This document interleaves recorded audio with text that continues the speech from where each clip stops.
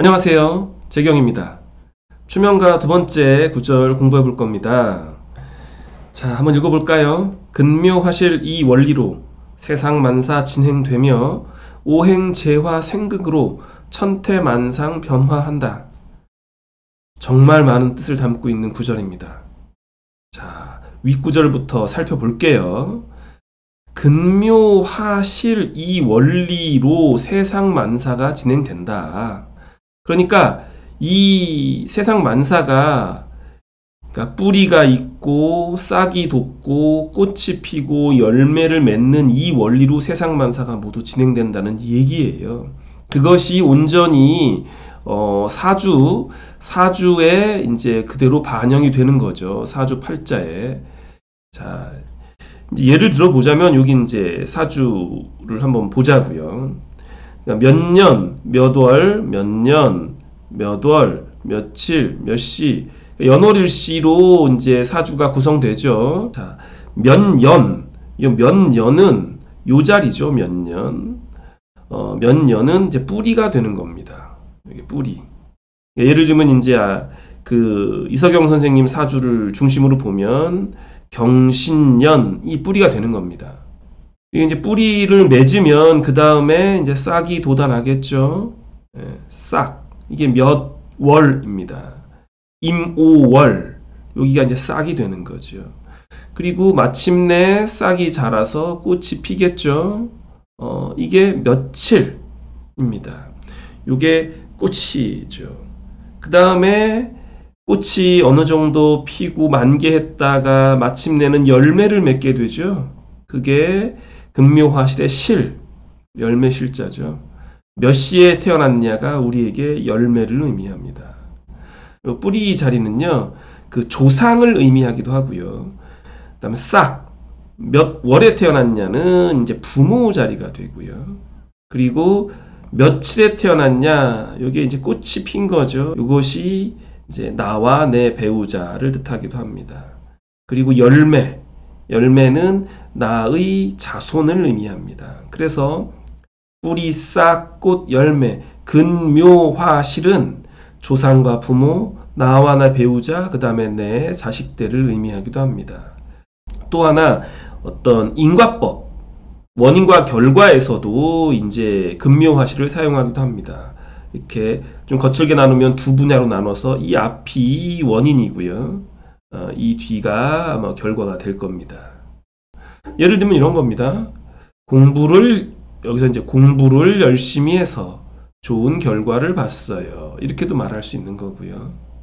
일을 열심히 해서 돈을 많이 벌었어요. 이런 식으로 원인과 결과도 이루어지는 겁니다. 다시 한번 읽어볼까요? 근묘화실 이 원리로 세상만사 진행되며. 아주 중요한 구조입니다. 자, 다음 구절 볼까요?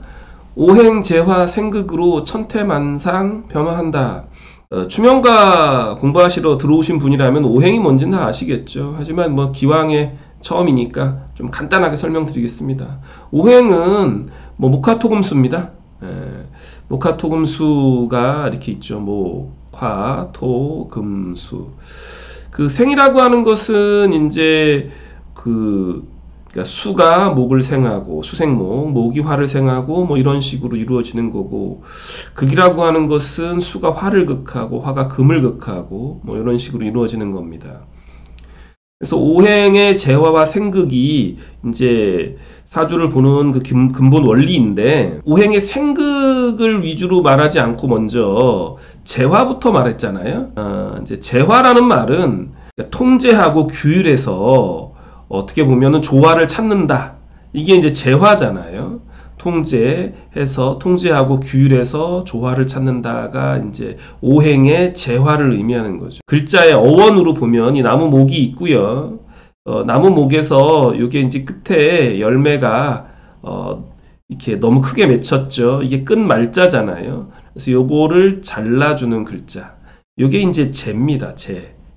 이게 이제 그리고 그걸 이제 칼로 하니까 이게 재가 되는 거죠. 그래서 원래 이 재자라고 하는 게 이미 결실을 맺어서 너무 우짜란 어떤 부분을 잘라내서 통제한다라는 말이에요. 그다음에 화라고 하는 것은 뭐 어떤 조화를 찾는다라는 거죠. 그러니까 어떤 사물이 번성함이 지나치게 되면 그것을 적당히 조절해서 조화로움을 찾는 것이 재화예요. 그런데 그 재화는 어떤 방식으로 이루어지느냐? 재화는 생극으로 이루어지는 거예요. 예를 들면 생한다는 것은 마치 어머니가 자식을 키우듯 보살펴 주는 거죠. 그런데 그 보살펴 주는 방법이 꼭 뭐 젖을 먹이고 밥을 주고 공부를 시키는 이런 생의 의미만 있는 것이 아니라 잘못한 것이 있으면 지적하고 바꾸어 주는 것도 어떻게 보면 그 제대로 그 조화를 찾는 데 도구가 되는 거죠. 그래서 생하고 극하는 것은 서로 두 개 떨어져 있는 것이 아니라 도와주기도 하고 극하기도 하면서 마침내는 재화를 찾는 겁니다. 그래서 오행의 생극재화라는 것은 이러한 이치가 있습니다. 단지 생만이 좋은 것이고 극은 나쁜 것이다 이런 생각으로 단순하게 접근하시면 안 되고요.